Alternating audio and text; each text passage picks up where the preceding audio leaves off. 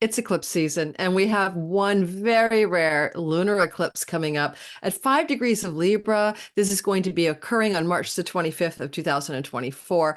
And why is it rare? I can already hear people going, what do you mean a rare lunar eclipse? It's rare because it is a south node lunar eclipse in the sign of Libra. And we last saw that kind of eclipse with the south node Libra lunar. Those three things in April 13th, 1987. So let me explain that in greater detail to explain the quality of this rareness, what it might mean for you and your sun, moon, and rising sign delineations. Listen for your sun sign. That's going to be about your purpose and career or your father or father figures. Your moon sign, your body, your home, your safety needs, your emotional and mind, your mind and your emotions. But the rising sign is going to be all about you. So if you don't know your rising sign, you can use my free video tutorial in the description box below this video, and I'll teach you how to cast your chart using free online software, but you will need to know your time of birth. So hey guys, if you're new to my channel, my name is Lori Lothian, and I am using the Western Tropical Zodiac and whole sign houses, fixed stars, and minor asteroids. Today we're talking about the asteroids Icarus and the asteroid America. And we're also going to talk a little bit about how this eclipse might play out for the world, but mostly this video is all for you. I'm going to be doing a separate video on world events connected to the eclipse. So this is the more personal content. Finally, a lot of you have noted sometimes the timestamps aren't working for you and you think that they're wrong. Technically, it's just that they have yet to sync. My timestamps and chapters, which I pay an assistant to do, they have yet to synchronize after I do a YouTube premiere. And that synchronization isn't under my control. It's what YouTube does, and it takes up to an hour or more to synchronize after a premiere. But don't worry, you can just drag your cursor forward till you see your sign in the left-hand corner of the screen. When I am talking, I also introduce it. So that's another option. Okay, guys, let's get talking about this eclipse. First of all, because of the rarity, I want to explain why it's rare. When I say we haven't had a south node lunar eclipse since 1987, what does this mean?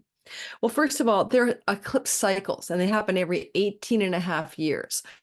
And that way that we're talking is that when the north node is in Aries, where it has been since last year, moved into Aries in July of 23, and the south node at the same time is in Libra, we encounter that rhythm where the nodes of fate, where the eclipses happen, go into one of 6 axes or 12 signs every 18 and a half years. Now, the cycle that we're currently in, north node through Aries, the sign of war, and south node through Libra, the sign of peace, is south node leaking peace out the bottom of a toilet bowl. This energy has been on a rinse and repeat on the following dates I'm going to give you, so you can go back in time and ponder. Now, sometimes we have eclipses on the margin of these dates. I'm just saying, so just keep that in mind. This is the nodes of fate moving in their time frame of 18 months through Libra and Aries. Again, south node Libra, north node through Aries. Listen to these time frames, please. January of 1949 to July of 1950, August of 1920 to April of 1969, April of 1986 to December of 1987. December of 2004 to June of 2006. And here we are now, July of 2023 to January of 2025. Rinse, repeat, rinse, repeat, rinse, repeat. Life is about cycles. In our own life, we know there are cycles. There are menstrual cycles. There are lunar cycles. There are growing seasons and winter seasons, and there's cycles about life. So our astrology is nothing but the actual using of symbolic time as it moves through cycles to make predictions and understand trends. And on that note, by the way, if you want to join my Sky Reader class, it's starting up pretty soon in April, 6 weeks to be your own astrologer. Time your best life. This is my 5th time teaching it. There are a limited number of spots available. Get in the wait list down below. I'll get early bird discounts and early bird access, and it's in the description box if you want to learn astrology with me. You know, real time, live classes, live Q&As every week, a Facebook group where I'm there as well, that kind of stuff. But life is about cycles. So in lunatic astrology land, we're using the idea of synodic cycles and cycles of time. And so the rarity is very simply that in the cycle behind us in 2004 to 2006, which you can use, by the way, to remember how it felt to have Libra, Aries, north and south node in this kind of pattern, we did not, for some strange reason, have a lunar south node eclipse in Libra. We didn't have it. It was one of those rare cycles where it just missed the boat, and we had solar eclipses for sure, but not south node lunar eclipses. I know it really surprised me. So we kind of missed the lunar boat, and I'll explain more about what that means in a bit, but we missed that. Lunar eclipses tend to me to be pointing the way. They're a little bit less like rip the carpet from underneath you and say, yeah, we're going to take you. Like I think of a solar eclipse as a roller coaster, no steering wheel. You're going through the chop and the up and down and the erratic turns of what must change. Whereas a lunar eclipse shows you where the ground is unstable below you, where something needs to change, but it shows you how and why and gives you more agency around that. Now, I had to splice a new intro into this video, so I'm not sure if I tell this story later, but I want to say that, like, for example, I had a lunar eclipse to the root of my chart that represents where you live a few years ago, and it was lunar. And I'm like, I know I'm going to move, but why? Because I love my apartment in Montreal. And then within 4 or 5 months of the lunar eclipse, I could see the reason I needed to move. So look at this as a lunar eclipse south node. Where do you need to let go of something? Where do you need to release? I released an apartment in a city in Canada. And so there's this lunation of letting go, releasing, and surrendering something in the Libra part of your sky, but you didn't get one of these kinds of eclipses, south node Libra eclipse in your sky since back in 1987. We missed it in the 2004 and 2006 cycle. So I really want to be clear about why I'm saying it's rare. Sure, there have been other lunar eclipses in Libra in 1996 and 1997, but they were north node eclipses in the spring of 96 and the spring of 97, which is a whole different energy. North node is what we want to grasp. It's like this kind of feeling we got to move that way. We're desperately hungry to move in the direction of the north node. It's like a serpent tail thing.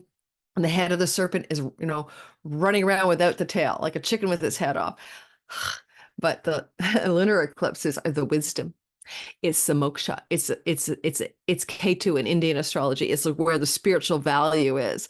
In the movie The Matrix, when Neo goes and when Cypher decides he wants to go back into the Matrix and have the steak and wine and the cigar rather than be in the real world, that's kind of like the north node energy. We want the worldly success, and we want the fame, and we want all the goodie bags of life. We want the material perks of being incarnated in this world, and we don't pay attention to our spiritual truth and our inner guidance and our deeper self. Whereas the south node eclipses, like we're having on March the 25th, engage and ask us to look deeper below the surface at what we really want.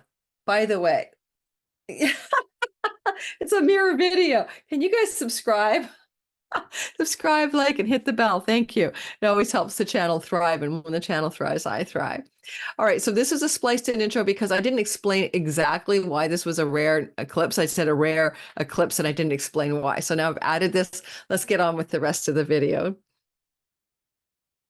Now, one of the things I want to talk about for this eclipse is the Sabian symbol. This eclipse is at 5 degrees, right? It's going to round up to 6 degrees. And I like this Sabian symbol. I mean, we're in a world that's gone to hell in a handbasket. And again, a lunar eclipse where the Earth sits between the sun and the moon is an eclipsing of the lunar energy, which can be the people and the masses, where the sun represents the king and the leader. The people of the kingdom are the lunar people. There's an eclipsing of the people. There's an eclipsing of things to do with what the moon signifies in our lives, eclipsing things to do with motherhood, body, safety, nest, and home. It's different than a solar eclipse. But at the same time, I find lunar eclipses much more gentle because I find they're like revelatory energy. They're fullness and completion. Indeed, this is a full moon being eclipsed that's coming off the Libra new moon eclipse of October the 14th. And in your own life, I want you to kind of go back to things that were developing, changes in the Libra whole sign house of your natal chart that may be repeating as now another development, a new development here.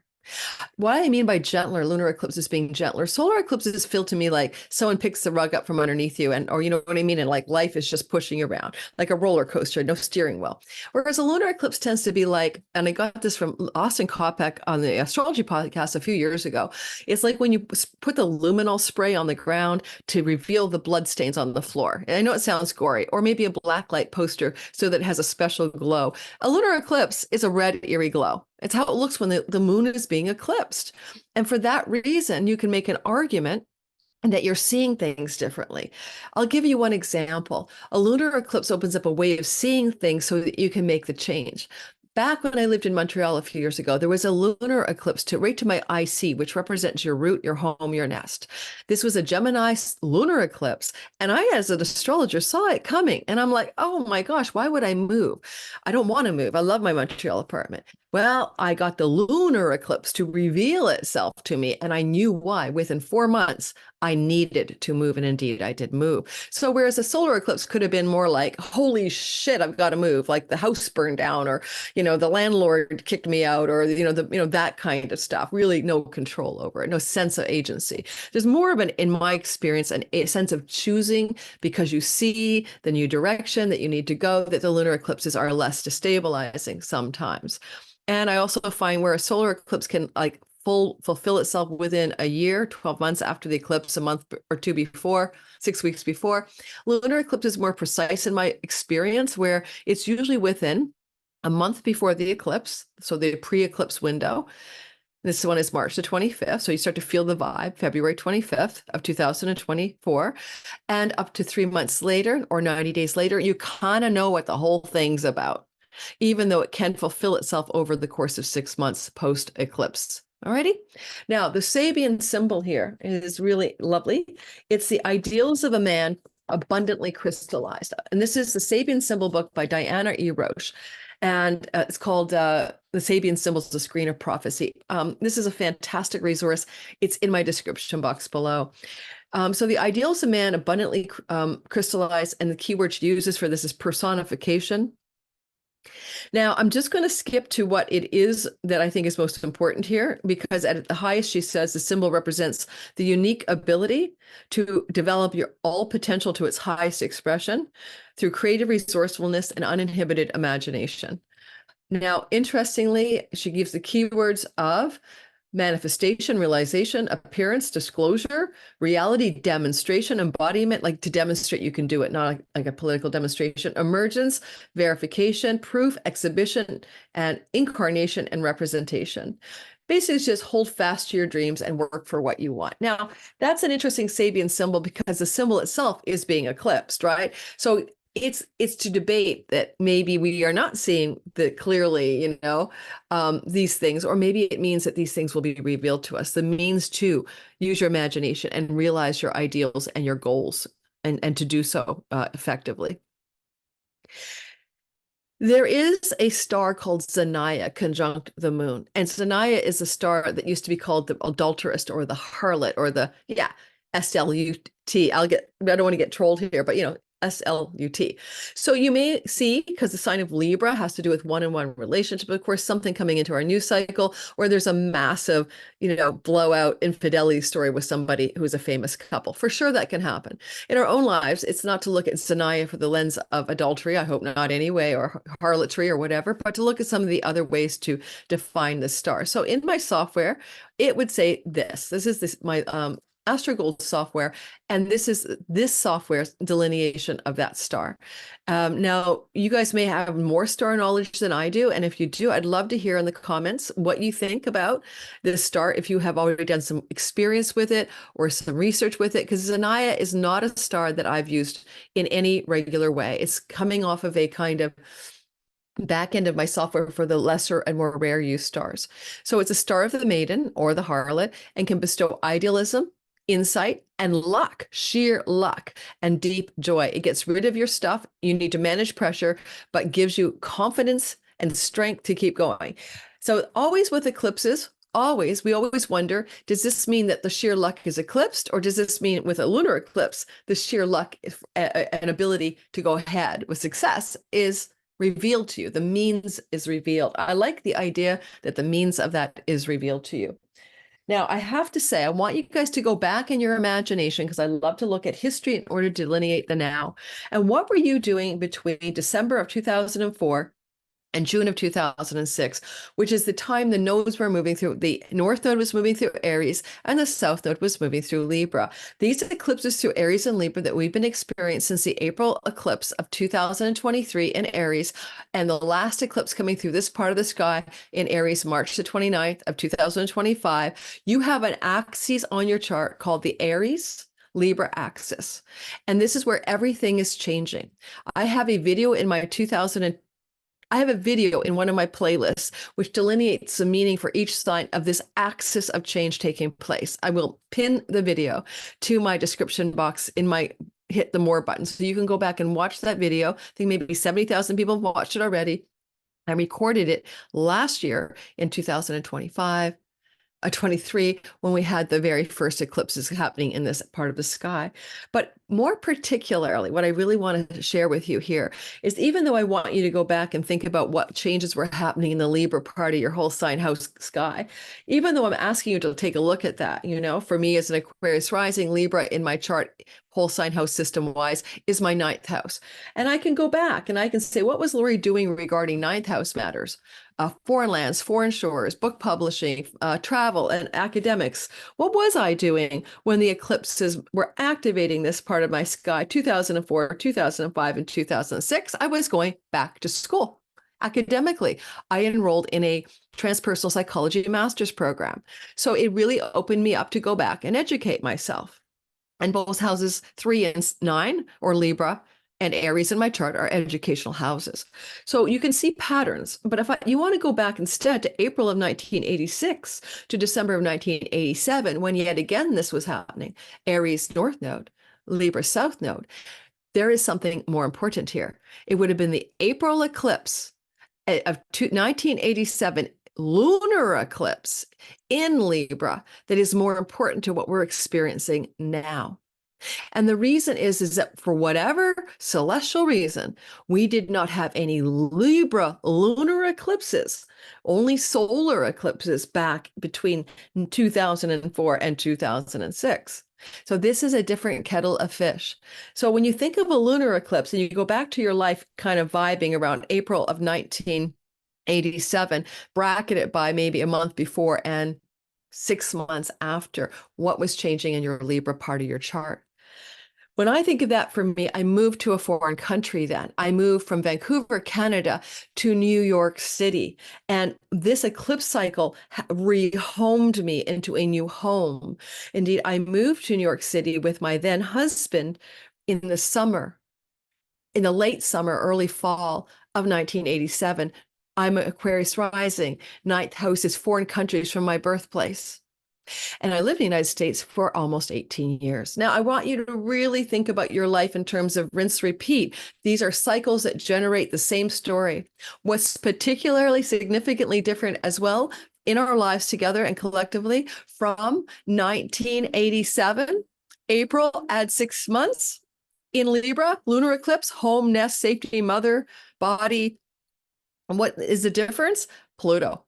Pluto is moving now through the sign of Aquarius, forming a whole sign flow to the nodes of fate, to the North Node in the sign of Libra, a trine. That's something we haven't had happen back in the day, because no one here was alive when Pluto was moving through Aquarius, unless you're more than 250 years old. So I'm going to bring the sky over, and we're going to do all signs and talk about you in some depth. This is a longer video, so you might want to get a pen and a paper and settle in and check the timestamps later if you are not able to get them to work because you are listening to this video within an hour or two of the live premiere. Don't forget to like and subscribe. I made a little subscribe sign underneath my thing here because I'm always forgetting to ask for the help. Oh, not knowing when you're listening to this video, I will be teaching my course, Sky Reader, in April, 6 weeks, live classes, live Q&As with me every week, evergreen access, replays available in my teaching platform. If you sign up and you can't be there, you get to catch up on your own time. So if it interests you, as well as a Facebook group for students, private one, then come aboard. And in my description box, there's a link about how to take this class with me. Is to be your own astrologer, time your best life. It is the 5th time I'm teaching it. I think I get it better and better every time. Okay, so let's look at the sky. It's just cute for a Cap rising. Don't worry about that. If for some reason in Queens, New York, it's just as a sky chart, right? But you can see that the lunation is in Libra at 5 degrees. And this is happening on March the 25th. I didn't like write down the exact time. I've never been one about, oh, the exact time, like hail the ides of the time, but just get the gist that it's here, right? It's happening on the 25th. And technically, some people in the world may experience it on the 24th, right? Especially if you're living in Asia. But the point being, or whatever, we're different time zones, adjust for your time zone. But 24th, 25th, conceivably, we're all experiencing this eclipse. Now, I don't put a lot of stock in the whole idea that Libra is just about one-on-one relationships. Of course, it can be that. And a general astrologer might say, a reading would like, oh, look for some kind of completion or ending, full moon, eclipse of a significant love relationship. Of course, it could be that. But Libra is the scales of justice and balance. It also is library, Libra, and book. It's also knowledge. It represents law and courts. It represents peace and peace treaties. There's a lot more to Libra than just love relationships. And I would say, technically, it has to do with justice karmically or at the soul level. It has to do with the idea of Ma'at, who weighed the feather after death in the Egyptian tradition and said, you get to pass go and not have to reincarnate kind of thing, as long as your soul was lighter than a feather. So there's a kind of karmic justice or divine justice we can also ascribe to the sign of Libra. What I think I want to note, and I'm not going to do mundane astrology today, and if you want to say in the comments, I really would appreciate it. If you guys want to hear about world events in light of the astrology, I have had a few comments lately asking me not to because they find it too depressing. And I'm like, yes, but there's what goes on in the world and there's what goes on in your life. I'm wondering if I might start a new channel just for mundane astrology. But in the meantime, this is not that video. There's going to be another hour-long video coming out about the election, Biden, Trump, and Gaza, Israel stories in the light of these eclipses. This is an eclipse, by the way, that brackets we're in the window between a lunar eclipse and the April 8th, 19 degrees Aries eclipse. And you can consider that this is a very intense window of time, just in general, as those two eclipses are kind of putting us in the middle of an eclipse story. Let's go back to the sky. Now, here's this moon at 5 degrees. And we did have a solar eclipse on October 14th. It was at 21 degrees. Israel's ascendant is at 23 degrees. South node means loss and difficulty. That eclipse was attended by a Mars South node conjunction, as well as a Venus transit. In history, these eclipses that go over the ascendant of Israel have historically always been attended by increases in conflict with the Arab neighbors. And you might want to go back then and you can do your own due diligence of what Arab-Israeli conflicts emerged between 1967 to 1969. That's when eclipses move through this part of the chart the same way, north node, south node alignment. 1986 and 1987, 2004, 2005, 2006, right? So this is a rinse repeat cycle, right? We keep going back through it over and over again. So I won't do the mundane astrology right now because I think that's what I already offered. I won't, but I will only say this. For some reason, the sun has been tracking with Icarus, the asteroid of falling from the sky because your wings melt, because you didn't know they were wax and you fell from the sky. Okay, so Daedalus was the inventor and his son Icarus used the wax wings with hubris and pride to go to the top of the heavens and fell from the sky because the sun melted his wings. What leader, sun represents king or world leader, all right, has a kind of mortal wound, Chiron, that can't heal, like the healer can't heal the wound, Chiron, and will potentially have a fall from the sky. When? In the 6 months after this eclipse? In the 1 month before this eclipse of March 25th? We shall see. Okay, I don't know. But Icarus, sun, moon reflecting that in the 10th house, well, not 10th house, in where the scales of justice are. I know Joe Biden and Trump are going through a lot right now in the world's news cycle, but so is Netanyahu. So there's a lot to say about who, when, where, King Charles, etc. I will do a video separate on that coming up. All right, let's also make a couple of other notes to file. This is an eclipse energy that is going to also connect us in some way to what we really want to achieve that can bring great magical healing in our lives. And I'm going to show you why. magical healing as possible, individually and collectively. I'm going to add a celestial body called Cheriklo or Cheriklo. But before I do that, I want to say this too.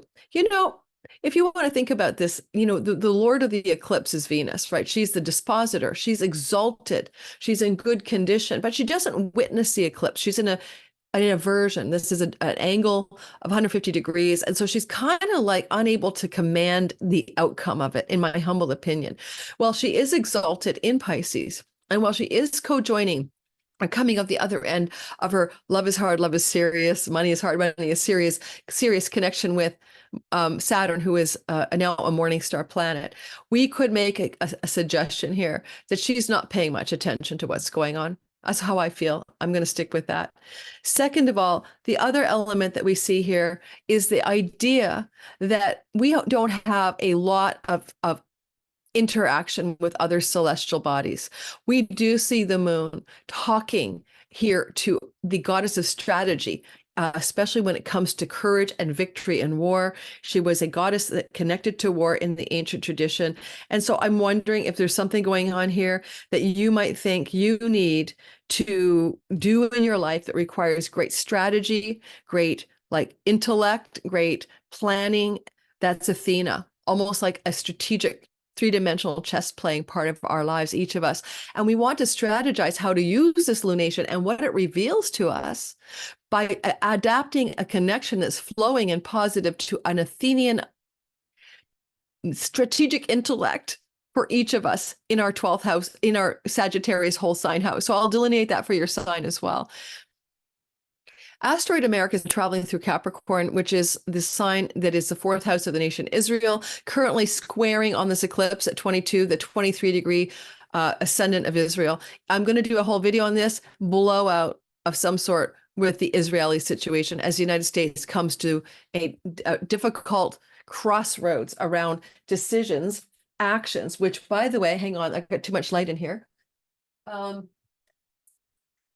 Because basically, a square is the nature of Mars, and this is a T-square between the nodes of fate, and Ceres, cut, end, and sever. Asteroid America could indicate there's a huge cutting away in American politics from maybe support of what's going on in Israel-Gaza situation, Palestine war, okay? I no longer say Hamas, but we'll do that in a separate video. There's a good reason for it. But finally, before we do your sign, I'm getting some strange commentary that I'm biased against Joe Biden. And why have I covered his cognitive fitness? Because Joe Biden, like King Charles, had an eclipse that was exactly right on top of his moon back on October 28th. And that lunar eclipse is still playing out through to the end of April, which can influence the health of both of those men in this world. At the same time, Pluto is squaring the moon of King Charles and Joe Biden, which can deteriorate the mind or the intellect and the body moon of both of those men. So I'm talking about what's active in the sky. I'm not choosing Trump or Biden. Just be aware of that. I have a video coming out about Trump, one about Biden, one about both, because we're in an election year, right? But I'm talking about what's most active in the sky right now. And Biden's chart is full of a hot mess of stuff. So, and yes, he read a good teleprompter speech at the State of the Union. Reading a teleprompter is, to me, not a sign of cognitive fitness. All right. Can you still read? It's not the same as can you remember things? Are you able to function at a high level of cognitive acuity? Just saying. But I'm a Canadian, guys. I'm not a Democrat. And I'm not a Republican. So please cease and desist from telling me that I'm biased. I really am not. I don't like either of those leaders, Trump or Biden. Okay. Anything else I want to say? We have a bit of a situation with Venus in a malefic enclosure before this eclipse, where she's been under hardship between Mars and Saturn. I'll be doing a video on that. So she's just coming off of being really besieged or having a difficult time. So she's not even that strong. I think she's catching her breath and she can't witness it. So I'm going with it. She's not having much to do with this eclipse. And finally, I would say this. There is a sense with this eclipse, this lunar eclipse at 5 degrees, that we really want to know what to do in our lives, individually and collectively, with Pluto in Aquarius, because it's all new, guys. You can't compare it. You've never had Pluto moving through your whole sign Aquarian house, and with a flow to the moon and a flow called the sextile to the sun, making it kind of an energetic wedge to the eclipse. I think this eclipse is opening up a lunation unlike anything you've seen, not like the 1987 April, because it's different, that really opens up a door to deep, authentic transformation, power, and a sense of new, divine will. If Mars is the planet that represents personal will, and Pluto is evolutionary and divine will, then our ability to harness a element of divine will and transformation and evolutionary growth in the Libra part of each of our skies is wide awake. Thank you to Pluto's participation in the lunar eclipse of the 25th of March. Okay, that's so important. It really makes a difference to me, because next eclipse cycle in October 2nd, when we have an eclipse at 10 degrees of Libra, which is solar, Pluto has slid backwards into the last degree of Capricorn. This makes this eclipse extremely powerful. Let's do the all signs in a minute. Anything else I want to say is a general theme? I am recording this for my patron community on March the 12th. And they get early access ad-free. I believe this is coming out maybe on Thursday the 14th. Normally they get this stuff way ahead of the curve, but I've been very, very busy on a lot of sky action. But normally you'll get this stuff a week or two before you guys get it without ads for $5 a month. Just give it a try. You might really like that. $5 a month, lowest tier. You get a one Zoom meeting with me, and I'm giving away 2 free courses for all new members and existing members. Chiron, Your Key to Purpose, and the Synastry, Are You My Person? Just as an ethical bribe to see if you like my 300 or so people in my Patreon community, where we have a more intimate time and we connect together in a more quiet space than here in YouTube land. All right. Okay, we're going to do the all signs. I'm just going to stop the share for a second before we do the all signs. And I'm just going to take a sip of my amazing smoothie, because I know you guys don't like slurpers on this YouTube land. And don't forget, your rising sign, it tends to be the most accurate. If you don't know your rising sign, just go to my description box below, okay, where you can learn to cast your chart in whole sign houses. It's the how to cast and why to cast your chart in whole sign houses link to video tutorial. And it also teaches you how to find your rising sign. In order to do your rising sign, you'll need to know your time of birth. But then you can also listen for your sun, for career, purpose, father and father figures, and your moon for your body, your mind, what you think about and feel about your life, and your home and nest needs, right? Those kinds of things. So let's get going. And we're going to obviously start with Aries. Aries is our first one at all times. Looking at the time here, I think I can do a couple of you, and then I'm going to move away and splice this because I have to take my daughter to school. Let's just do a couple of signs and see how far I get before I have to bail and be a mama. Appreciation and a shout out to my regulars. You guys know who you are. Afternoon Delight, Misbehaving, LA Taylor, Herbal Empress, was good to see you in the room again. Michael Thrash, Stephen the Jupiterian, Jupiter 8, Psychic Readings with Rose, Melissa Carey, I think that's your name. Alrighty, and all of my regulars who come to my premieres to help support the channel by being there, chatting astrology. I do take your questions in premieres, so you can learn a little bit more by coming watching me do the live premiere chat box stuff on the pre-recorded content. All right, Aries, I am one of you. I have a sun and moon in Aries, so I can really reflect back to you some of the Aries vibe. Technically speaking, we're healing a chironic wound in our house of identity that we've been dealing with now since 2019, maybe not feeling good about how we look, how we perceive who we are, kind of wanting to come home to a truer sense of self. This eclipse is going to, of course, activate this North Node Chiron energy. This Chiron North Node has been here activating a lot of change since February the 19th and March the 5th, when the mean and true nodes co-join Chiron, and we're really looking at healing our mind, body, spirit, identity complex. So don't forget, because this eclipse is a lunation across the way, it's still reflecting that chironic wound in the house of our significant relationships. That's our client relationships. That's the relationships to our customers and our marketplace, because the 7th house is 10th houses from the 10th. But it's also the people that we might have an intimate connection with, like our marriage type or monogamous committed love stories. I'm looking at this to share with you that I had a coaching call with a wonderful woman the other day, Catherine Plano, and she and I are working together here lately on a couple of things. And I had a big aha that I no longer can see clients. I know you're going to be disappointed. I'm not turning off this right now, but it's not serving me anymore. So this is an eclipse, an ending, and a completion, right? A fullness to a part of my life that involves one-on-one Libra consultations that I've been doing for 5 years. I've seen over like 4,000, 7,000 clients. It's ridiculous. And I no longer have the bandwidth or the physical energy for it at my age of 62. I need to move into other areas, teaching more video production. So you look at that, Aries. How is it impacting you? Do you know where it's going yet? A lunar eclipse is in play. You feel the vibe back in late February, then it's active on March the 25th, and you want to spin forward for 3 to 6 months to know the full lay of the land. But you're making changes in long-term committed love, business partners, audience and marketplace, and legal contracts and agreements, which is what Libra represents. Oh, and I meant to put in Cheriklo, and I forgot. Let me add her. I do apologize. Give me a sec, because every sign gets a little Cheriklo love. Now, she is like a trans-Neptunian body way the hell out there by Neptune. And Cheriklo, I don't know how to pronounce her for sure. I'm not sure anyone does. Is she in here? Yeah, there we go. We're going to add good old Cheriklo.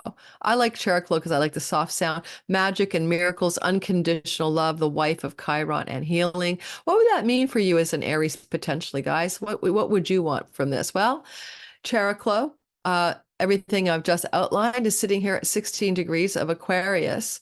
And there's this flow from the Pluto, Aquarius, Cheriklo vibe, and it's flowing in a beautiful way to this nodes of fate, south node at 15 degrees and the moon here.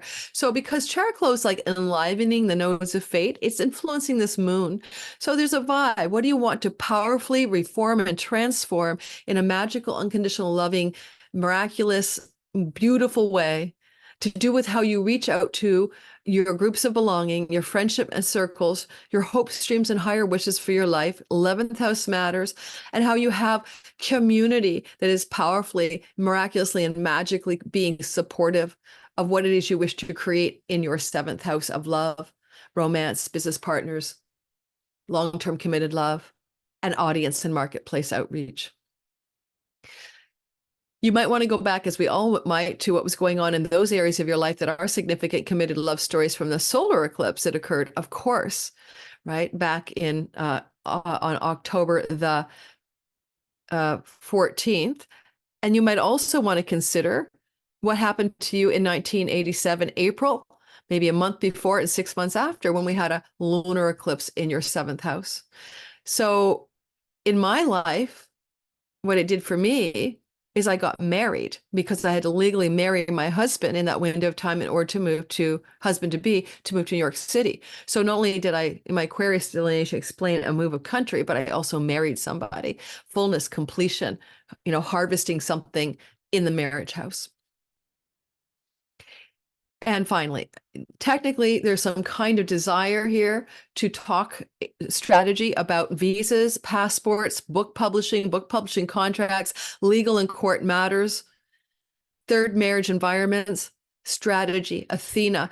And over the 6 months after this eclipse, your strategic elements are in play, and you are truly on a strategy mandate to use your intellect and strategy regarding those themes over the course of the 6 months in order to affect the positive changes that are necessary for you in the client, audience, and marketplace outreach. Well, Athena is like the goddess of libraries and books, parchments, and scrolls. And I have so many authors in my client base.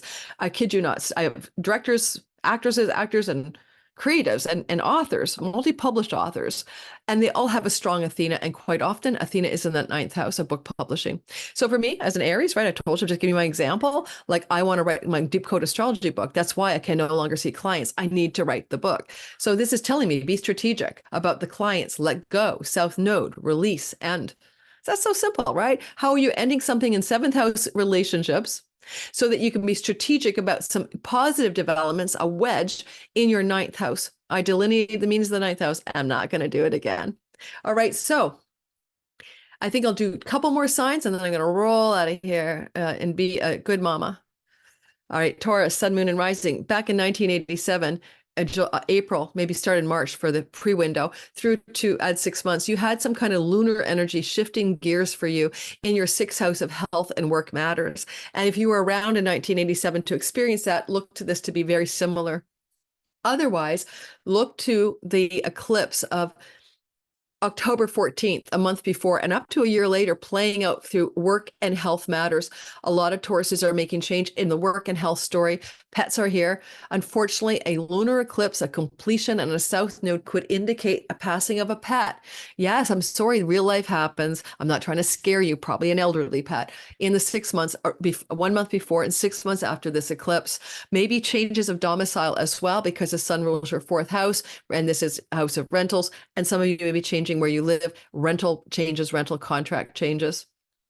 Now, a lunar eclipse here is working with Cheriklo in the 10th house to say something like, how do you need to find unconditional, magical, miraculous things happening in your career and reputation space with power from Pluto. This looks like work and career magic and power. You know, my daughter's a Taurus Sun, getting rid of her university, finishing it up, and she has these high hopes for a really great job. This is capably true for her as a Taurus Sun. So don't forget, your sun is your career. You know, your moon is your home and nest and all that. So Taurus Sun people, especially, what a career glow up for sure. Work and career, but you need to let go of something, because South Node in health habits and addictions and self-sabotaging patterns, axis of 612, do you need to let go of in order to find yourself in a place of thrival and power and magic and miracles in your work and career and reputation stories. Finally, you could also be strategic as all hell.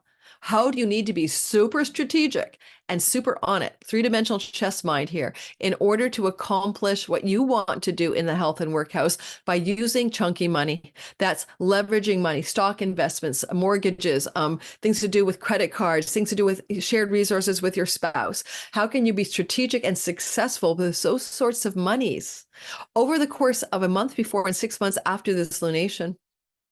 Because really with strategic Athena here, it really indicates a movement in some way towards leveraging unearned income in order to accomplish greater career success and also health matters as well. For you, if you've been having health challenges of any kind or work overwhelm and difficulties of any kind since October 14th of 2023, or given a month before even, this is going to turn the corner on that with that beautiful energy. Don't forget, the Sabian symbol was powerfully positive. I read it in the beginning. Go back and listen to the beginning to realize and manifest some goals and dreams that you have. And even the star that I mentioned, Zaniah, can open that door of a true workplace of satisfaction.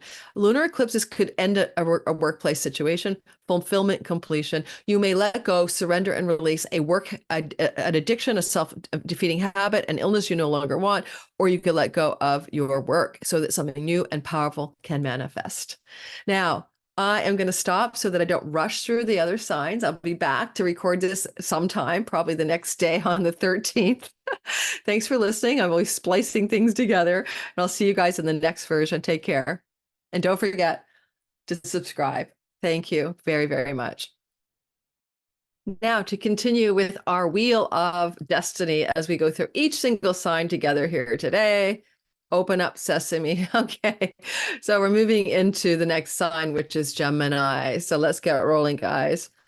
So Gemini, Sun, Moon, and Rising. Here we come into an eclipse in March of 25th of 2025 at 5 degrees of the sign of, drumroll, Libra. And that's your fifth house. Now, in the beginning, I mentioned that we, had an eclipse cycle energy moving through this part of our sky, way back in the day in 2004, 5, and 6. And you can go back and try to remember the vibe. But the last time we had it gets rare because it happened back in 1987. April 13th was the last time we had a south node lunar eclipse here, but deep letting go of something in that fifth house. Now, the fifth house energy for you is about your children, your creative projects, your art, your entrepreneurial independent business, your joy and fun and play and romance and sexuality and pleasure in life.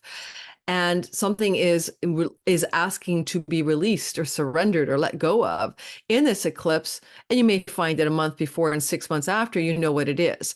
Now, because it's your children, it can literally be like a denesting kid, or that you're moving away from a child, or you need to spend less time, over functioning and parenting that child for some reason. If a new romance wants to show up during eclipse cycles, then this is going to be a destined soulmate love, right? So you may meet somebody, maybe reveal to you that the guy that you live next door to is your person, or that the person in the art studio that you look across the room at is your person. Like, there is a sense of destiny when new relationships do begin under this transit. Now, don't forget the South Node's been here since last summer and will be here until 2025 March. 2025 January. So it's not just this eclipse, but the vibe of this eclipse is going to trigger something intensely, hopefully good for your love life if you're single.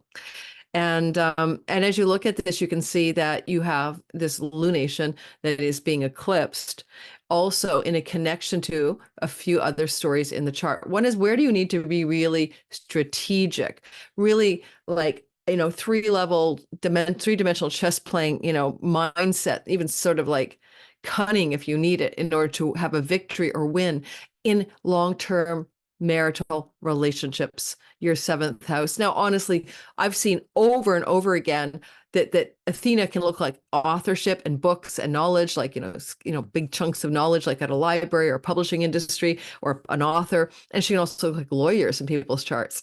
So you might need to look at strategically lawyering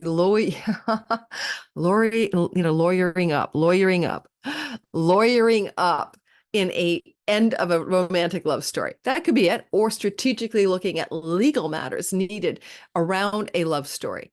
Or you may be looking at things to do with maybe a deep surrender around a project you were doing creatively that connects to the word book.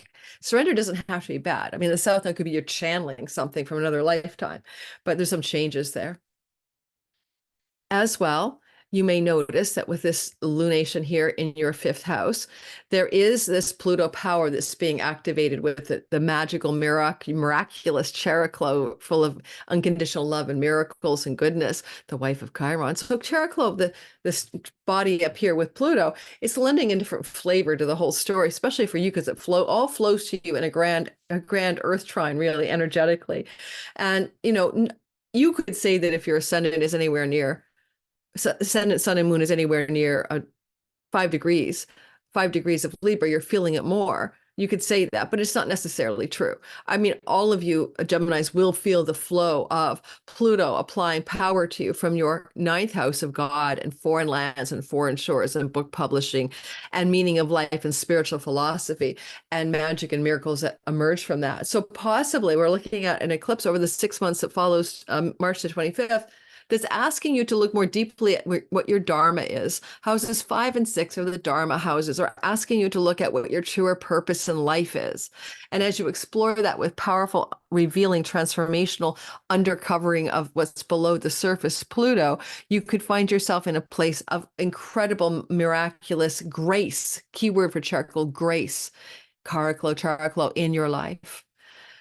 And anything else I want to say? If foreign travel, foreign shores, higher educational settings are flowing to this eclipse. Some of you may go back to school. Some of you may want to go to school for the first time in a higher form of study. I'm not kidding you. I'm almost tempted to apply for a screenplay writing course. Like, it's a mentorship that's a year with a woman I know. So there's a lot to say about wanting to study, to learn, to be mentored, that in the 6 months after this eclipse, I say that for me because I have a progressed Gemini sun for my career. A lot of you could want to travel abroad, spend a lot of time abroad in the 6 months that follows this eclipse, go to a pilgrimage, which I'm doing, the El Camino, do something like that. Alrighty. So it's very much going to open up travel opportunities, deep spiritual philosophy and wisdom, possibly educational opportunities as well.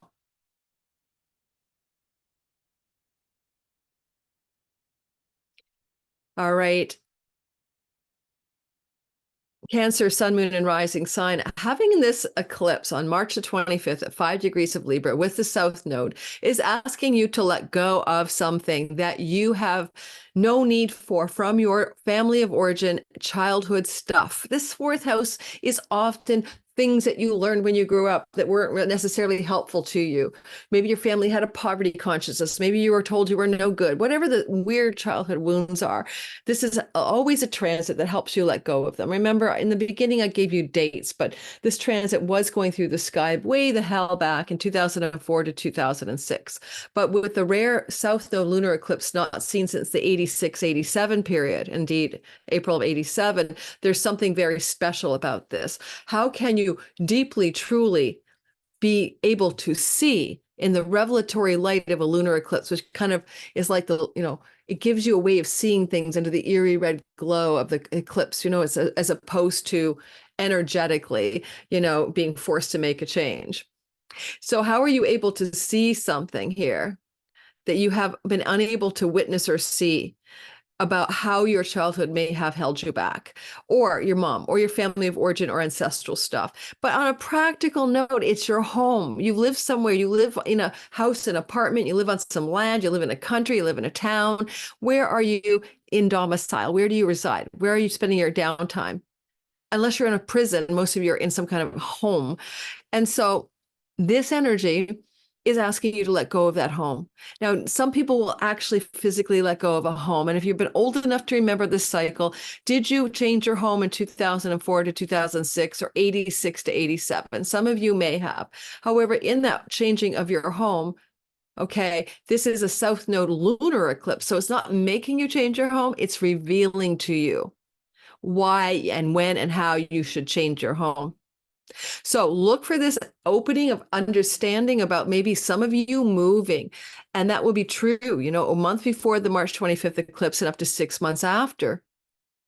With Pluto in the 8th house of chunky money and magic and miracles, inheritances, and stock investment taking off, something to do with your investments, your 401k, your mortgages. I mean, Pluto's giving you power and wealth up here. Some of you could sell your home at a decent price, buy a home at a decent price, letting go of something first, though. This is not what you're striving for. This is what you need to release to move forward in something new, connected to homeland, property, and real estate. Not every Cancer rising will move. That would be ridiculous. But some of you, most of you will have something to go on to do with the home and letting it go. South Node moon energy could be a family of origin, mother side of the family inheritance coming into your life in the next 6 months for some of you. I would also note that you have this strategic energy here. You need to be strategic about your debts. This is money owed to you and that you owe, including mortgage, including credit cards. Debt and debt payments and repayments is on your radar strategically over the course of the next 6 months after the eclipse. Athena being strategic in the 6th house is being strategic about your work. Don't forget, Athena is flowing to the sun in the house of your career and reputation. And the North Node with Chiron for Cancers is expanding your reach to be deeply, deeply on purpose and to heal that chironic wound that has been in play in February, March of 2025. You've had that chironic wound in the house of career, my dears, ever since 2019, and you're trying to figure out what your purpose is. And some of this eclipse, Athena strategy, work and work routines, job, and things to do with the 10th house. Honestly, I make an argument. Some of you are going to get your dream job because you're strategic, but you have to move. You have to relocate for it. It could be something as simple as that. I do want to say that you have been really pushing for the right path. But with Icarus and Sun up there, some of you may feel like your wings are melting. And so just take a deep breath, because I do think with a wedge here, this eclipse is going to help you move towards a more true and right livelihood in your career as you release and surrender something in and about and from your home life and home itself.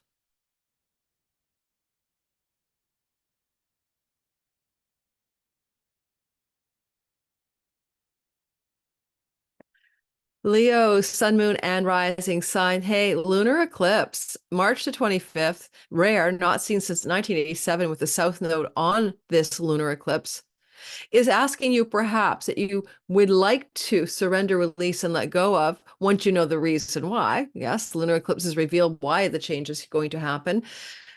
that you might want to let go of something to do with a relationship with a neighbor, neighborhood, sibling, aunt, uncle, cousin, niece, or nephew, some extended family, especially a younger sibling, or you may want to let go of something to do with your neighborhood. Sometimes I've seen this kind of energy for people.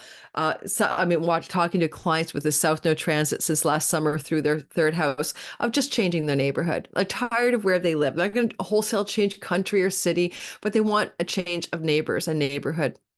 So keep that in mind, and it could lead you to a shift of your home in that regard in the 6 months that follow this eclipse. Well, the lunar eclipse says let go, but let me reveal why. Okay, let me show you why. And with the eclipse back, in the fall, we had the Libra solar eclipse that I mentioned in my earlier part of the video. A lot of what this is about is also tying into some shifts that tried to happen in your home life and are still happening from last October 14th solar eclipse here. Is there a possibility with the strategic goddess sitting in your fifth house that you want to be extraordinarily strategic and super intelligent about how you wish to accomplish changes in your third house? Now, if you're a writer or you have a lot of online social media life, then this could be letting go of some of that time to move away from that writing project, surrender, your addiction to online social media platforms or something like that.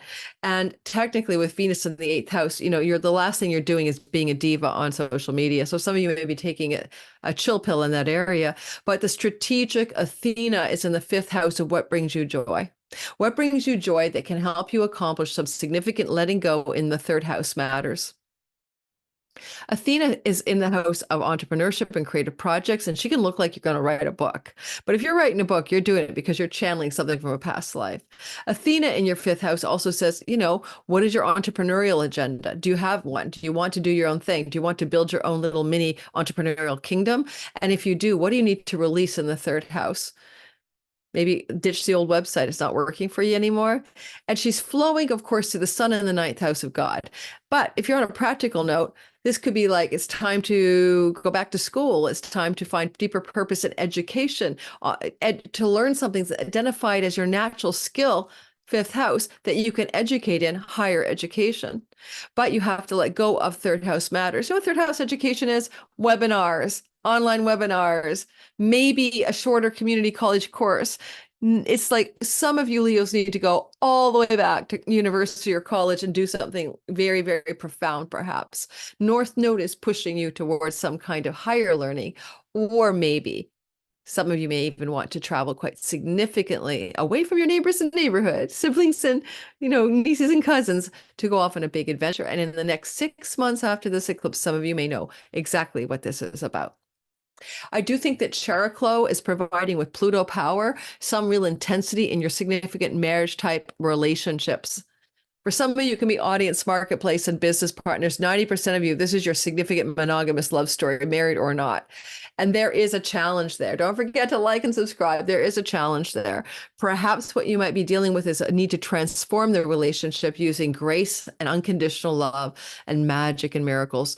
And if that's the case, this is an eclipse that says, well, okay, let's do that transformation in a flowing and easy way that also involves adding to the mix how it is you might want to make that change in a way that is filled with unconditional love. Technically as well, I think with this third house active, there may be some shifts you're going to make in your one-to-one relationship to a significant love partner that involve you spending more time focused on what you want and need. Chiron, North Node, Sun, in your deepest life's purpose. Like you might be saying, I have to follow my true north, my path, and I love you anyway, but I'm going off to school. I'm going off to another country. I'm going to travel by myself. It's got a lot of that energy here of needing a marriage sabbatical, just for some of you, Leo, Sun, Moon, and Rising, or relationship sabbatical. Well, you find yourself in essence. Now, I'm just going to stop the share very briefly. Don't forget to subscribe, like, and if you're in the live premiere, like, subscribe, and share. But I'm going to grab a little bit of a kombucha break, and I'm going to bring my kombucha back. I'll be right back. I just discovered this Tofino kombucha, and no, I'm not a sponsor for this or affiliate. Blueberry and lavender made in Canada. Tofino is one of our big beaches on Vancouver Island with the giant waves, and it's like an amazing go. If you have to go, if you've never been to Tofino and you're in Canada, as one of my Canadian listeners, please try it out. I've been there a few times in my life, and it's majestic. So now that I have my kombucha, let's get going on to the next sign. Okay. Am I still recording? Did I even pause the recording? Oh no. Guys. All right, let's get rolling. We're moving past Leo, and now we're into Virgo. Virgo, sun, moon, rising sign. This is a story of an eclipse cycle that you last experienced in this back in the day, 2004 to 2006, and before that, 1986 and 87, with the South Node going through Libra. This March the 25th eclipse is a little bit different because it was 1987 we last saw lunar and South Node eclipse in Libra. So you might want to go back if you're old enough to think about April of 1987, add 6 months, what was going on? Because it's back. It's a deep surrender and letting go in the house of voice, vocation, calling, earnings, money, possessions, and resources. Now, it's big because of this being very, way back in 1987, what you had to let go of in that area of your chart, if you're old enough to remember that. Whereas in 1980, in the last cycle that we had, 2004, 2006, there was only solar eclipses here. So that didn't give you permission to let go. That just made you let go. It just grabbed you by the, just grabbed you and yanked your chain, right? But this is more revelatory, more revealing of what it is. It must come to a fulfillment or a completion. So some of you might have to let go of a job. Some of you might let go of a way of earning money. Some of you may let go of a very precious possession, literally, like sell the family jewels or something. But there is a surrender and a releasing in this part of the chart. If you have any food addictions or substance addictions of any kind, or any bad habits with what you eat, this can be a deep turning around and a deep letting go in that regard, because what we put in our mouth and what we ingest comes through the second house. Speech goes out, food and drink and cigarettes go in, right? So South Node is helping you release, surrender, and let go, but it shows you either how or why. It gives you the agency to do that. You want to be extremely strategic. Right here, Athena, about what it is you want when you let go of your earnings, possessions, about how you do it. Now, Athena is in real estate land and property land, and she's very lawyerly, honestly. And so this could be literally looking very squarely at the cost benefit analysis of selling a property, letting go of that possession. At the same time, you're being strategic about that. You're having a lot of love and support from Pluto, the god of transformation, flowing in a whole sign retro backwards over his shoulder to this second house energy of letting go. With Magic and Miracles Cheriklo, who's basically grace and unconditional love. And I wonder if you're not letting go of something as she flows to the node of South Node of fate. If you're not letting go of something that is deeply karmatic or deeply addictive, because our addictions often fall on the 6-12 axes of the sky. And at this point, some of you are going to, through grace and miracles and flow, be able to release an addiction. At the same time, Pluto here in your 6th house might be saying it's time to power up with magic and miracles on your side into career and work opportunities that are incredibly exciting and come your way in very beautiful ways. Certainly with Mercury as Lord of your career house, engaged with the Sun, North Node, and Chiron, on this axis of the eclipse, I could also make the argument that you may even come into some money, Pluto in the house of debts, that allows you to, have a karmic find, someone has a debt they need to pay you, and you have a financial abundance coming to you, and it allows you to choose your truest path in your home life or in your work life. The sun here with Icarus melting the wings, you never know. Could be news of a solar figure, father figure, and a potential incoming inheritance in the 6 months that follows the March 25th eclipse. Now, also, I'm not trying to worry you. I'm not doing that, but there's Pluto, the god of death, in the house of pets. It's possible a pet, maybe an elderly pet, is getting ready to leave. a month before and 6 months after the lunar eclipse here. And it's even possible with Cheriklo that some of you are looking to buy a new one. She's going to, flow to the south node and all of that. Maybe you'll buy a new animal because hey, chunky money up here, one that's quite costly to replace a pet that has left as well. Again, it's not all happening on March the 25th. I should have hopefully explained that properly in the intro. It's happening a month before and 6 months after.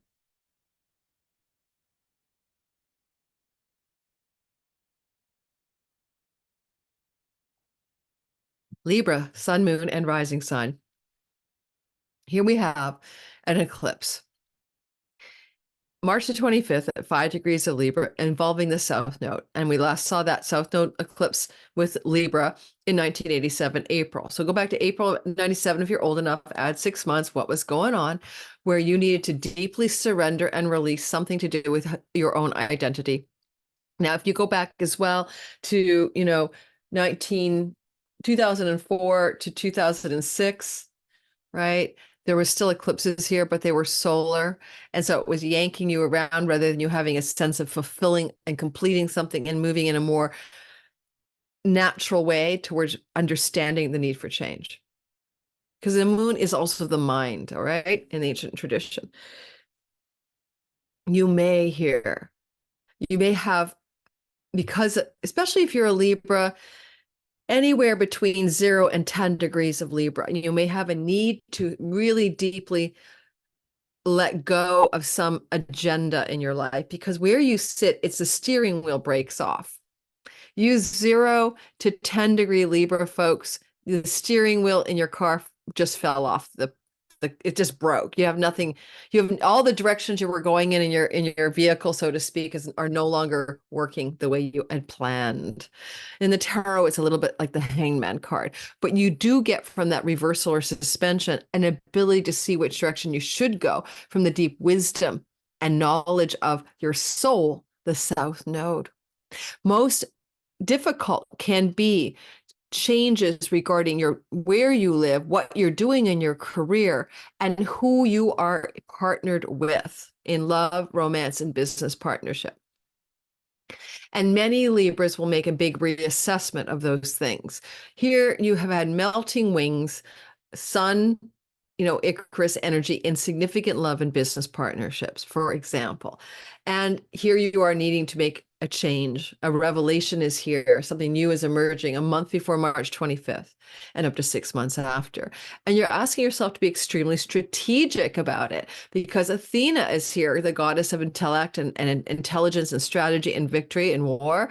And she's looking at the whole shebang and going, well, as you let go of that significant, as you redefine yourself from your soul's perspective, and make maybe some changes in your significant business and love relationships, how are you being strategic about it? Because you are using third house strategy. What is third house strategy? Can be consulting the oracle. Yes, the oracles, like the crystal ball gazers and the diviners, can be in that third house, and astrology and tarot card stuff and arcane and wisdom and knowledge are Athenian.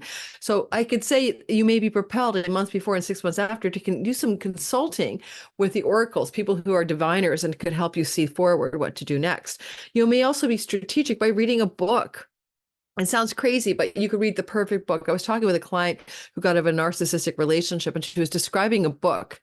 It's not you, or it's not just you, or it's not about you, something like that, that turned her head around about that relationship. And I really swear Athena is authors and books, and she's in the writing house. So maybe you're literally going to stumble upon some kind of piece of writing or some kind of blog post, third house social media, that helps you make strategic changes in long-term love and business relationships, or how you approach the marketplace, your audience and marketplace for your 10th house of career.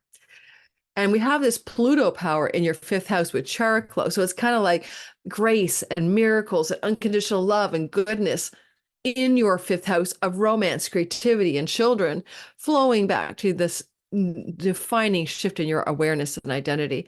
I would definitely say that you can be very powerfully supported by children that you have in any kind of re-identification, or by a romantic love partner. The 5th house tends to be more like your romantic dating stories, whereas marriage and deeper commitments are your 7th. And And lastly, some of you might think with this fifth house activation that you want to plumb the depths of your truest purpose and your dharma that uses your unique talents and skills, either creatively, artistically, or entrepreneurially. And you'll be looking squarely at how you might want to do that over the course of the next 6 months, because this lunar eclipse rules your 10th house. It could be an eclipse of a career as you retire or let go or release something in order to pursue something that brings you greater and more profound and deep passion, joy, enthusiasm, inspiration, and creativity. Okay, so keep that in mind. Now, moving to the next sign, but this girl's got to turn the blasting heat off. I know some of you will say, why doesn't she just pause the recording? Because I can't. I have to exit the whole thing and come back in once I'm in display mode. So there you go. There's a reason.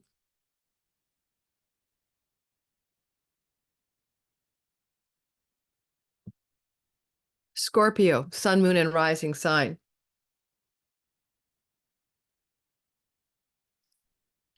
So the energy of an eclipse on the March the 25th at 5 degrees of Libra has last occurred with the South Node lunar eclipse being in Libra in April of 1987. So if you can go back to like April of 87, add 6 months, you might want to make some notes if you're alive long enough and compare, because this is back again. Yes, we did have an eclipse cycle 2004 to 2006 through the Libra Aries axis, but like I said in the beginning, that did not include a South Node lunar eclipse in Libra. Therefore, this is a new experience for most of us recently, right? Somewhat rare. Maybe you should call it the somewhat rare eclipse, but it's something like that. And what are you letting go of? What are you releasing? And what are you surrendering that you have put in place that is your own self-sabotage? How are you your own worst enemy? Where do you have bad patterns, habits, addictions? Okay, where are you too isolated? We're in our cave, in our hermit cave, or in our prison or our dungeon of reality, isolated and alone in the 12th house. Where do you need to let go of your isolation and your aloneness so that something new can emerge? Did you have to do that in 87? Go back and try to remember if you were alive. Did you have to release a little bit of your isolation and letting go of your addictions 2004, 5, and 6? Now, don't forget, those eclipses in 2004, 5, and 6 were solar. They made you let go. This is a lunar eclipse. It's giving you some insight and some understanding of what and how and where you need to release something. And as the North Node is already across the way, expanding your 6th house of work, expanding your attention and focus on work and work routines and health routines, there's definitely an energy here that you could work too hard, right? And melt your wings. So be cautious then. This may be a setup for having to go into a hospital lunar eclipse here. And you want to be careful for burnout so that you don't overdo something so that you end up, incapacitated in your work environment. A lunar eclipse in the 12th house can also be an eclipsing of a matrilineal figure, a mother figure, meaning that they are experiencing a health challenge that may bring them into the hospital as a possibility. But that's true anytime you have eclipses in the 12th house. And so this pattern, rinse, repeat, rinse, repeat. It also happened in 1996 and 97, but it was North Node eclipses in your 12th house. You want to be strategic about your money. You want to be strategic about your earnings, your possessions, your savings, how you resource your life, because strategic Athena, who can provide some victory with your money and resources, is eyeballing this whole eclipse in a very favorable way. She would say something like, find the perfect job that, you can expand into that feels like it's on purpose. And, avoid your own self-undoing and self-sabotaging habits and strategies that really don't work anymore for you. It's time to stop what you do that undoes yourself, that you're self-undoing. I think that with Cheriklo and Pluto here, Cheriklo is flowing to the nodes of fate, and Pluto is, of course, a tour de force that flows back to the eclipse here and forward to the eclipse here. Where is your authentic power that you can source from your family of origin, your childhood, your mother, your growing up experience, your ancestral line? And how can you pull on that deeper layer of your before time, right? Before this lifetime, but also even being able to source something deeply, profoundly useful from your childhood that's healing, filled with grace, filled with magic and unconditional love, Cheriklo. And if you can go in that direction, if you can pull on something like that, then it looks like you can have some pretty miraculous results in your work environment as well, and your own health as well.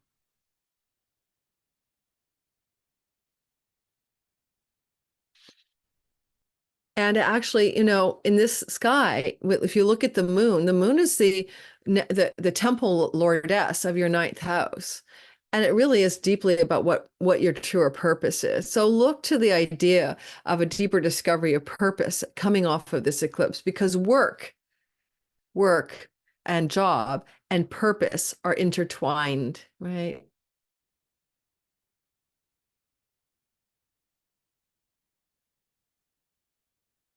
Okay, let's keep moving. I was going to say, just for a very few of you, if you're in the writing industry and trying to publish something, this can be kind of auspicious because Athena's books in the house of earnings flowing to the nodes of fate. And the sixth house can look like livelihood and book, right? So keep that in mind as well. But South Node still says let go of those 12th house things, foreign shores and foreign lands and far off places, whether you live there or get revenue from there, you may have to let that go. So, I mean, I know a Scorpio who moved to another country from her home country. So I can make an argument that she may realize in the 6 months that follows this eclipse, she may need to surrender her design to live in Europe and move back to her own country, right? That kind of thing. Pluto, fourth house of home, property, real estate, power, miracles, let go, foreign land, release. Why? Maybe because of earnings and work opportunities. Sagittarius, sun, moon, and rising sign. Now, the sky is opening up an eclipse on March the 25th at 5 degrees of Libra. We last saw that kind of eclipse, lunar south node eclipse in Libra in April of 1987. You might want to go back and go April of 87, month before, 6 months after what happened. But although you also had eclipses in the same way, south node Libra eclipses, solar, 2004, 5, and 6, right? 2004, 5, and 6, there were solar eclipses in Libra, but lunar eclipse, no. But still, you had Libra changes in your sky, and your whole sign Libra, 11th house, is the house of your friendship circles, groups of belonging, and networks. It can also be greater gains from your career, like rewards and perks and fame and celebrity. It can also even be things that do with your long range goals and plans. And it's also the elder sibling and people who act like a big sister or brother and want to help you, like they're a benefactor for you, and a real ally trying to give you some support. Now, you had to make some letting go in that part of your chart, Sagittarius, of that kind of energy crew in 2004 to 2006, but the universe kind of forced your hand. This is much softer. I think it's a revelatory touch. You did see that back in 1987, as I mentioned. What do you need to release here? What do you need to let go of? Where does the surrender and completion and ending have to happen, even as it may also be a fulfillment? And you may also have to let go of an elder sibling, one above you usually. Okay, there's a whole way to figure this out. I teach a class on this. I'll maybe teach it again. But this would be the sibling just older than you. And that relationship may be coming to a termination or an end as well. For whatever reason, we can divorce our family. And with the moon as a ruler of the house of death, there can be a death of a friendship or death of a sibling, older sibling or relationship, but it can be a metaphorical death, right? Where you need to let go of that person. You're realizing it's time to let go. Yeah, we could divorce our family, You have to be strategic, it says, with Athena in a flow to the south and north node about your own needs and wants and your own sense of identity and what you want for yourself. How can you be more on your game, thinking strategically, acting like you're super smart in any decisions you make? Now, she's a goddess of victory and war and courage and war, Athena, and you may have to have warrior-like female courage and strategy about how to terminate some of those friendships and relationships that are no longer working for you, or be strategic in the face of the endings that are coming, even if they're not under your control. Um, because the North Node is in your fifth house, there's a lot of attention you're paying perhaps to your creative projects, your art, your creativity, the desire for romantic love, intensity in existing romantic love, a lot of focus or attention on a child. I have a Sag friend and she has a lot of grandchildren attention going out now because her daughter had a kid. So there's a lot of focus on a child, maybe a child in distress. But you need to also recognize the need to be strategic about that. And don't forget, look for the month before and the 6 months after this eclipse for these themes to begin to emerge. If you are at all an author or a writer, Athena in the house of you, a lot of focus is going into the fifth house of the creative cauldron and the artist or the stage or the artistic area. So there's going to be a propulsion for you in the next 6 months to put a lot of focus into a creative project, and it just might pull you away from your groups of belonging, social networks, and friends. Okay, it's simple as that. They give you comfort, but you can't spend time there right now. Perhaps. Cheriklo, magic, miracles, unconditional love, grace, flow, Pluto. In this part of your sky, I mean, it's really important because, this is a flow as well to the notes of fate. Kind of asks you to consider, again, a house of siblings, extended family, cousins, nieces, and nephews is your third house. You need to let go of some of those relationships as well in an easy flowing way with great strategy. Because, hey, you're trying to find your joy bomb over here. What inspires you, enthuses you, gives you pleasure, makes you happy, and all of that. And also, you're looking at Chiron, like you're looking for true purpose in a place of great creative energies and procreative energies.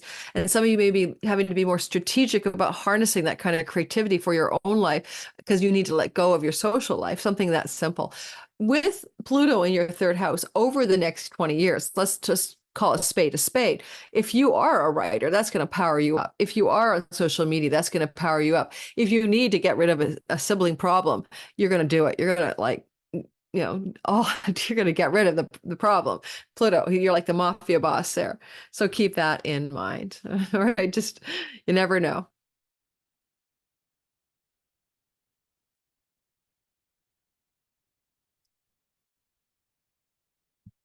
Capricorn, sun, moon, and rising. So Capricorn, March 25th, 5 degrees of Libra, lunar solar eclipse in your 10th house of career and reputation. You will have to go back for a lunar eclipse, south node eclipse, lunar and south node in this part of your sky to 1987, April. You might go a month before and 6 months after. Where did you have a revelation, insight you need to end, complete, or finish, or shift, or let go of a job or a career direction? If you can remember that, it will be very useful. This reminds me of my partner, who's a Cap anoretic sun. I believe that's around the time he let go of a career path in the stock markets as a, stock trader on the Chicago Stock Exchange and went into another field. So it's not just like, oh, I'm going to quit Starbucks. South Node eclipses are letting deeply go of the thing that people see you doing in the world, how your visible actions are witnessed by the world, and you want to achieve something called success. It's the high noon of the chart in the OK Corral. And so technically, you may want to let go of your career, especially if your midheaven is floating in the 10th house, in the whole sign house system.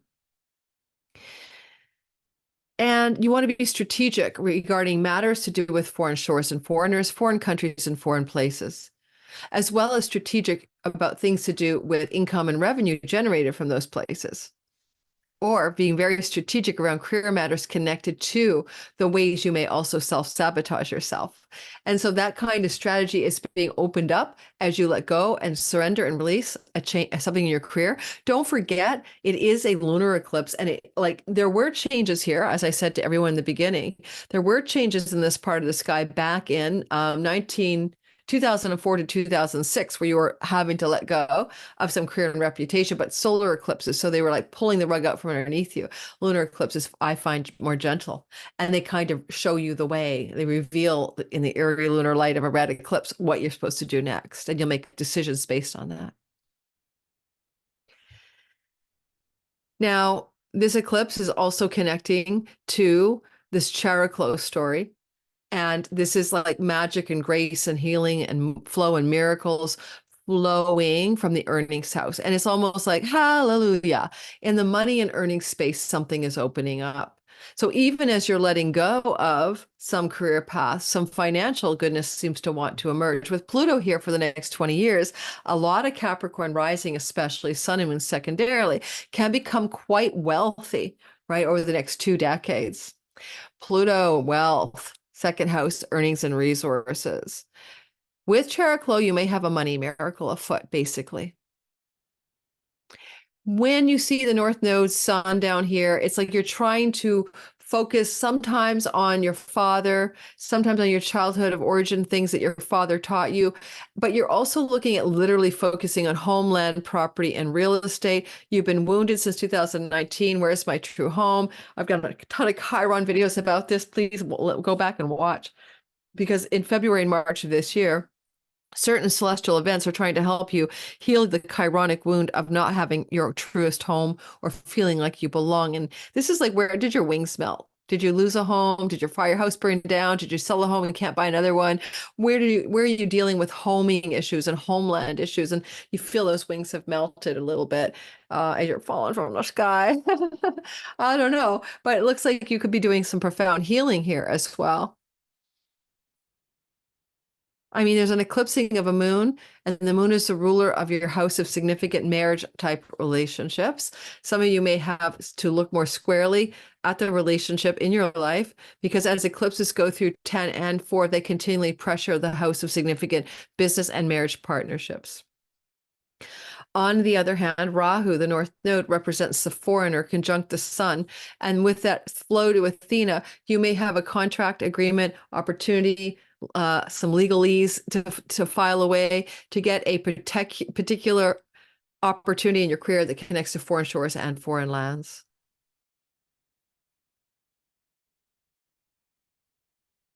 When I talk about the marriage house, this is pretty generic, right? The moon is the ruler of the marriage house, but we have planets to designate which spouse we're talking about. So don't take that too seriously. But the lunar eclipse, being eclipsed in the 10th, can also suggest something going on to do with legal matters and career as well over the next 5 to 6 months after this eclipse. All right, moving on. Like you may quit your job and, break a contract, break a legal contract about a position you're staying in. But I'm going to say there is a lot of pressure on long-term existing relationships too. And so you need to figure out if there's any kind of turbulence there, or what this eclipse could ask you to do. Because sometimes just the 10th house is your reputation. I'm married, I'm separated, I'm widowed, I'm divorced. Those statuses on the checkbox, and you have to let go of a status. I am no longer married. I am no longer widowed. I'm no longer divorced, whatever. You're always widowed, but my husband rose from the dead, or my wife rose from the dead. You know what I mean? I'm married again or something. All right. Aquarius, I am one of you. We have an eclipse on March the 25th, 5 degrees of Libra, with a lunar eclipse on the south node. Last time lunar south node Libra happened, those three things, was April of 1987. Give it a month before and up to 6 months after, because that's the last time this vibe of letting go, surrendering, but knowing why you have to let it go happened in your 9th house of God. Now, just want to say a few things before I tell you more about that 9th house. You did have eclipses here, like I mentioned in the beginning of the video, 2004 to 2006, and you had to let go of things up here as well in 2004 and 2006. Now I'm an Aquarius rising. When I think back, what did Lori let go of in 2004 to 2006? I was in a Master's of Fine Arts program, higher education, and I let it go. I did 2 out of the 3 years, and I decided not to finish the 3rd year. I say Master of Fine Arts. Oh my God, that's a Freudian slip. I was in a transpersonal psychology a master's program. So letting go and surrendering with clarity and vision that you understand the real reason why you need to is what the lunar eclipse is. The solar eclipses of 2004, 2006 kind of just yanked you around.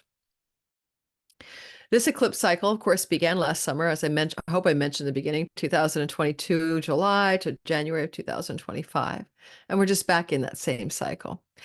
And so, what are you needing to let go of? What do you need to surrender in the ninth house? That can be very deep energy because South Node likes it up here. K2 is wisdom and spiritual knowledge in a place of oracles, temples, divine will, the spiritual religious philosophies, and and dharma. So very possibly you're going to find this as, because it flows to the us Aquarians, as a very soulful kind of eclipse. Now I'm going on the El Camino on a pilgrimage in the wake of this eclipse, but the actual opportunity emerged in the month before the eclipse, which is a typical eclipse cycle. So when this kind of thing happens, it's just pure magic. And to let this and surrender this through the ninth house is literally like, are you tuning into something really deep in your soul from the ninth house in the 6 months that follow? Because ultimately you are ravenous for true purpose, as Chiron, North Node energy, is amplifying this chironic wound in the third house of communication, ideas, writing, social media, and online platforms. I'm going to be honest, am I going to be an astrology weather girl forever? This is just not enough, And I literally need to write my deep code astrology book, and my other book I want to write 2 or 3, but that one must be done. I've got the outlines, and I need to release something here in order to focus here without being a chicken without my head off, right?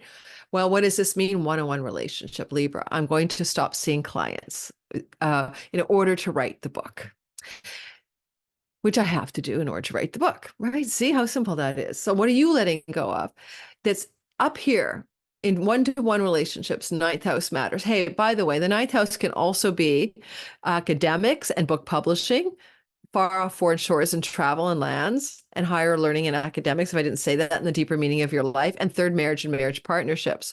I hope that I have to let go of my soulmate, James, because I really like the guy. All right.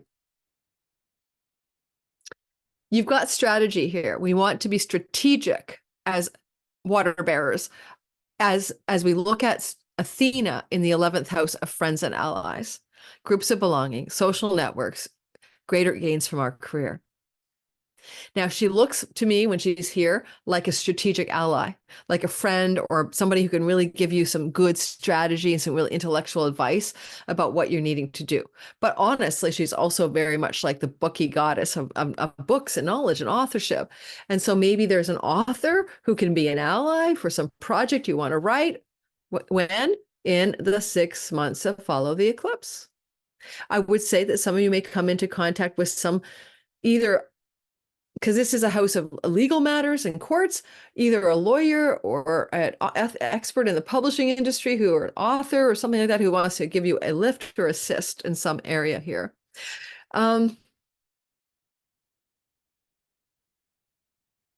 Power, Pluto.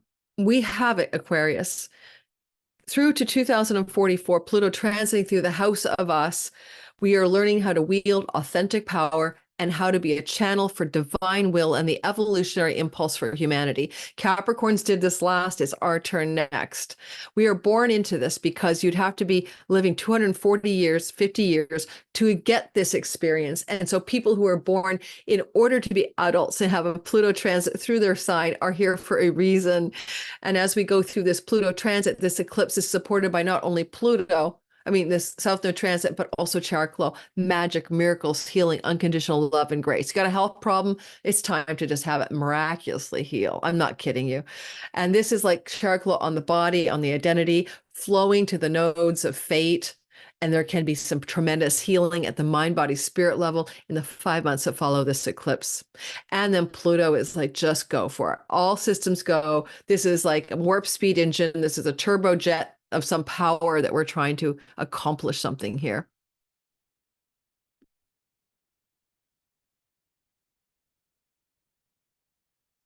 And, when a moon is eclipsed and it's the ruler of the 6th house of work and health, the end of a health challenge or the end of a work situation. And again, with miraculous Cheriklo, a miraculous end of a work or health situation, or possibly a debt situation if there's money owed or debt owed, and an ending of that as well. I hope that's helpful. I hope that makes some sense to you.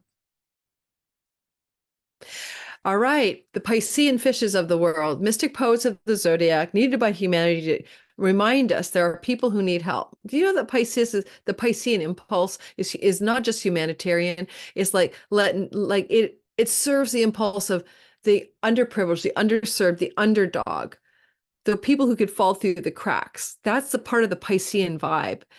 And so here we are, guys, in times in which the othering is so intense, right? So you Pisces, hold fort for us, rest of us, right? Let's other the border crossers. Let's other the Palestinians. Let's other the Israelis, I suppose. Let's other everybody into oblivion in polarity and rhetoric of hate. And not even that, but also, you can't have a conversation anymore about a disagreement of politics or opinions without it becoming personal slander of each other. I don't know what happened to this world. It wasn't how it was when I grew up.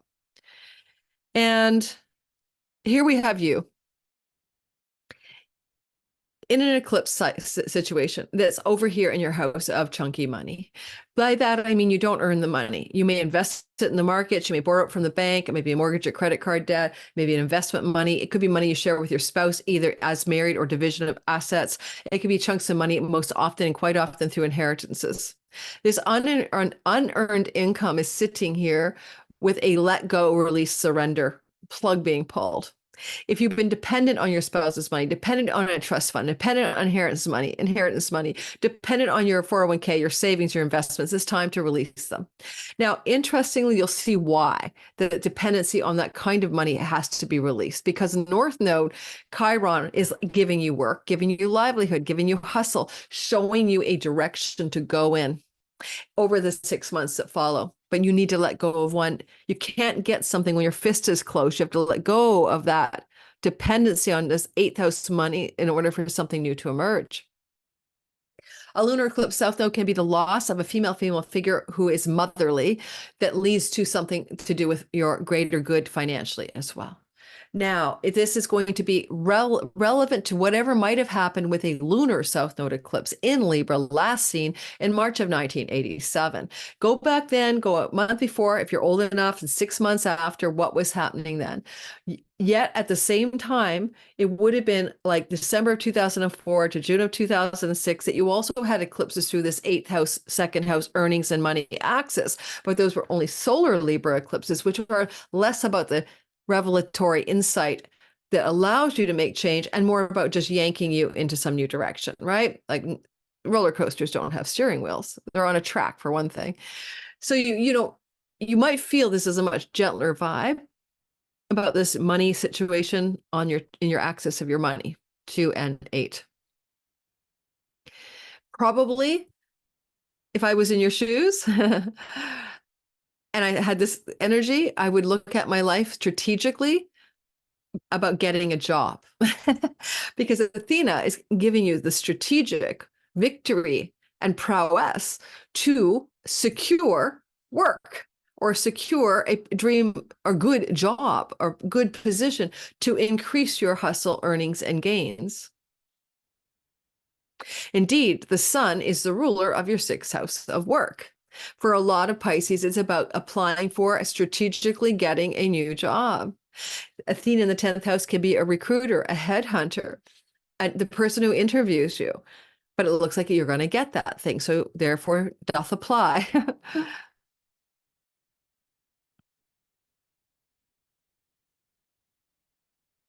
And here we also can see that Pluto is lending some power and Cheriklo some magical miracles and healing to something that you do in your life that undoes you. Like, do you self-sabotage? Do you lead your own life down the rabbit hole of failure because you might have an addiction, escapist pattern, a bad habit? Are you too isolated? And that's going to be a healing around your isolation. It's time to let it go, because Cheriklo will provide that miraculous and unconditionally loving, grace-filled and miracles way to heal those things. Possibly because the eclipses involve Mercury in your 2nd house, who rules your 4th. For some of you, there may be a letting go of a home. Is it time to sell a home? And if so, can that benefit you in the longer game of your life? Or is it time to change your homeland? Are you living in the wrong homeland or country? And are you isolated because of it? Ultimately, when you have a North Node eclipse cycle, which will be in play till spring of 2025 through that second house. We'll be doing a video about the next eclipse coming up, which will be in Aries. You're very likely to be dealing with an urgency around your finances and wanting to increase, expand, and grow your resources and your money and your earnings. And that can sometimes put you in a place of a disadvantage because you're desperate. And so I would encourage you to lean a little bit more then into the idea of Cheriklo support to the North Node and flow back to the South Node, that things can happen in miraculous ways. And it's not always up to you to open the doors, that the universe can open them for you. You just have to walk through, right?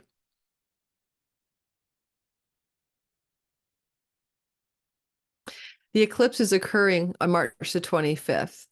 And you will also have support from an exalted Venus in the house of you, which is allowing for this, especially for the Pisces sun, moon, and rising folk, to have a little bit of an advantage of her blessings as she separates from Saturn, bringing some sage-like wisdom, but also making you extremely appealing, attractive to others, and likable. And even though she's only here for 3 weeks, it is a baked in response to this eclipse that you have a charm offensive for 5 months to 6 months that follow this eclipse. And so if you do want to secure new earnings and work and job and career stuff, then you may be extremely the first candidate, by virtue of the baked in Venus glow up that makes you likable, but also makes you seem mature and wise in the eyes of an interviewer. Thank you for listening, Pisces. And now we're done. If you're in the live premiere, hit the like button. Don't forget to subscribe and hit the notification bell. I think this video looked choppy a minute ago, so I might be losing internet signal here. So I hope not. Have a wonderful eclipse season. My eclipse video I'm not charging. That's why. For the April eclipse is coming up pretty soon. And I didn't say this in the beginning, but I did a whole long video about the axis of eclipses. I'll pin it in the description box as well. I'll put it in the description box so you can go watch that video as well. Take care. That's about what does it mean to have eclipses through the Aries Libra axis of your chart based on your sign. All right. Take care, everybody. Bye-bye. Like, subscribe, and hit that subscribe and hit the notification bell.